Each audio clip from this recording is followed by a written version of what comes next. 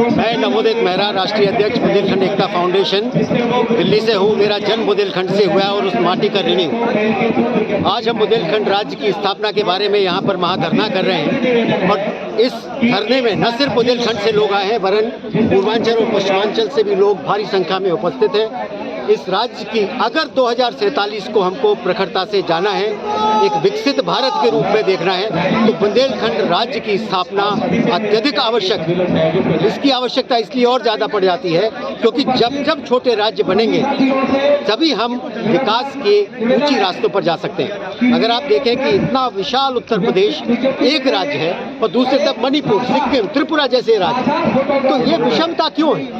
और दूसरे अगर आपने भाषाई क्षेत्र पे राज्य अगर बनाए थे, जैसे अगर बिहारियों को बिहार दे दिया, आपने कर्नाटक को कन्नड़ बेस वालों को कर्नाटक दे दिया, तमिल वालों को तमिलनाडु दे दिया। हमारी संस्कृति अलग है। हमको बुंदेलखंड आपने क्यों नहीं दिया?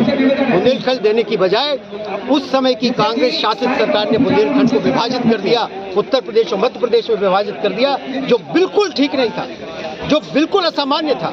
और किसी राज्य को इन्होंने विभाजित नहीं किया, हमारे बुंदेलखंड को विभाजित किया। एक बहुत बड़ा षड्यंत्र।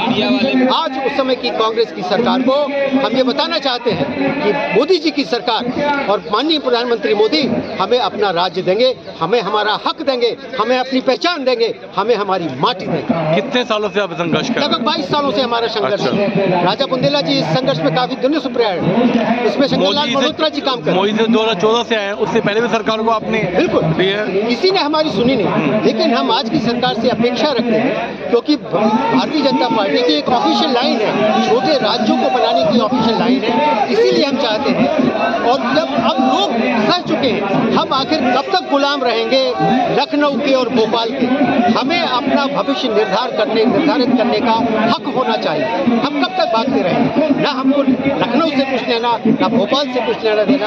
हमारी कोई भी संस्कृति उनसे मिलती जुलती नहीं है। राज्य भाषाई आधार पर नहीं, सांस्कृतिक रूप में विभाजित होनी चाहिए। और अगर वो मापदंड है तो बुंदेलखंड राज्य सबसे पहले बनना चाहिए। आपने किसी मंत्रालय में कोई पत्र लिखा या मोदी जी किसी से बात की? हमारे जो अन्य घटक दल हैं वो हमेशा मंत्रालय को लिखते हैं। प्रधानमंत्री आवास में चिट्ठियाँ जाती हैं, प्रधानमंत्री कार्यालय में चिट्ठी जाती है। न सिर्फ कागज और पेन से, खून से चिट्ठियाँ हैं लिख के प्रवीण पांडे जी भेज रहे हैं और लगातार भेज रहे हैं। हमारा जो कार्यक्रम अनवरत चल रहा है, रुकेगा नहीं और जब तक नहीं रुकेगा। क्या आश्वासन देते हैं वो मंत्रालय? आश्वासन क्या मिलेगा? अब आप लगे रहिए, हम लोग लगे हुए हैं और आप संख्या में देखेंगे, संख्या बल के रूप में हम उभरेंगे और इस संख्या बल को फिर कोई भी शासन, कोई भी सरकार नकार नहीं पाएगी। बुंदेलखंड राज्य बनकर रहेगा। धन्यवाद जी। ऐसे आप करने के आपको मिलता है।